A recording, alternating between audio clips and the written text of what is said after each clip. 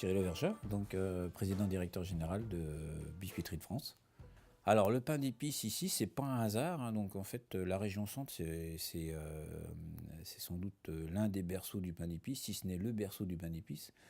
À cela deux raisons essentielles, puisque donc les deux raisons c'est les matières premières. Donc la première c'est la farine, donc la Beauce, grenier de la France, donc n'est pas loin, et donc c'est vrai que par rapport à l'utilisation de cette farine, que ce soit farine de froment ou de farine de seigle, donc qui rentre dans la composition du pain d'épices. Donc là, on avait vraiment une matière première donc très très rapidement disponible. Et ensuite, la deuxième raison, c'est que la région centre donc, a toujours été donc très fortement productrice de miel. Pour les mêmes raisons d'ailleurs que la première, c'est-à-dire que bon, le miel de colza et de tournesol donc, était donc récolté en très grosse quantité.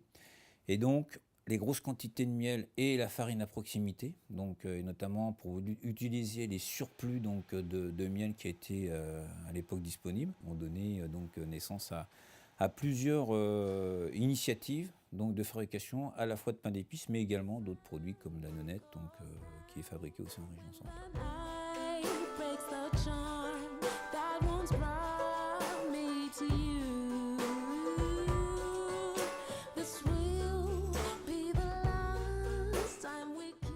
Alors un pain d'épices est fabriqué en plusieurs phases.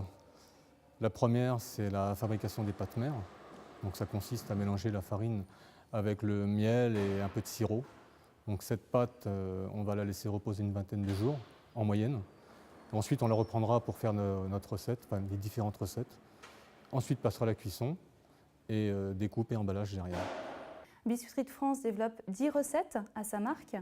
Du pain d'épices classique au pain d'épices 25, 30 et 55% miel, mais également des pains d'épices au miel avec des inclusions, pépites de chocolat, pommes cannelle, gingembre, écorce d'orange.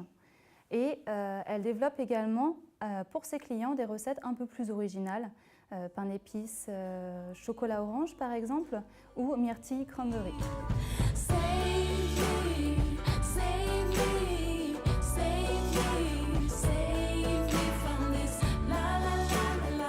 Pour faire un bon pain d'épices, il faut déjà des bonnes matières premières, c'est-à-dire une bonne farine, une farine de seigle, un bon miel, et ensuite, en respectant les étapes, on arrive à faire un bon pain d'épices.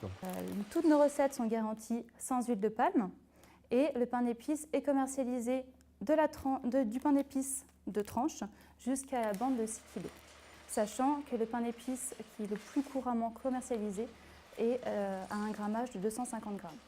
Les points de vente sont multiples, ça peut être depuis la restauration collective jusqu'en grande surface, en passant par des magasins biologiques diététiques et aussi en jardinerie.